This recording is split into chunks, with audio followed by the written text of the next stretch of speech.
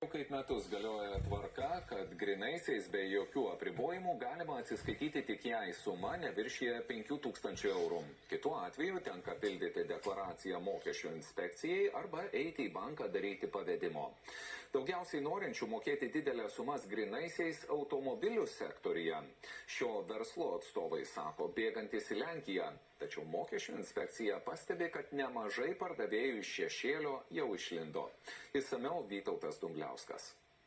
Jau daugiau kaip metai už įsigytą prekę grynaisiais galite atsiskaityti, jei ji nekainuoja 5000 eurų.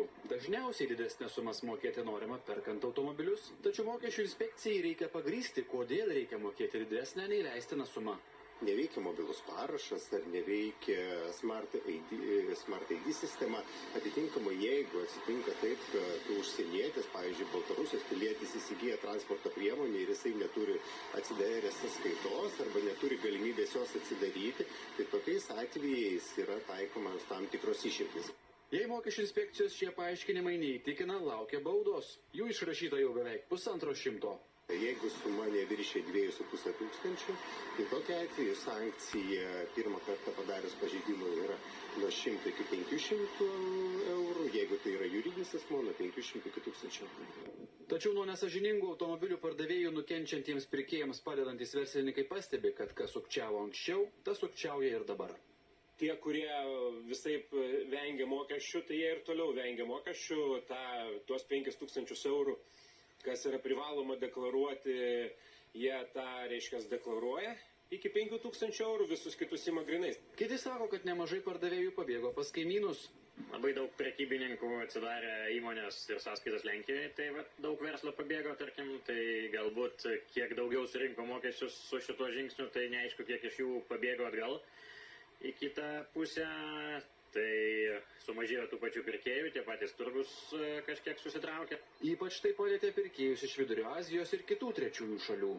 Iš to, sakykime, buvusios Sovietų Sąjungos valstybių tie žmonės net negali padaryti pavedimų. Jeigu jie padaro pavedimą, tai užstringa tas pavedimas bankė 2-3 savaitės mėnesį, aiškinasi, ar iš tikrųjų nesankcionuoti, ar dar kažkokie pinigai. Tai tiesiog yra kliuvinys, tie patys Lenkijos bankai to nedaro. Atsiranda toksai, kad nelabai gali atsiskaityti.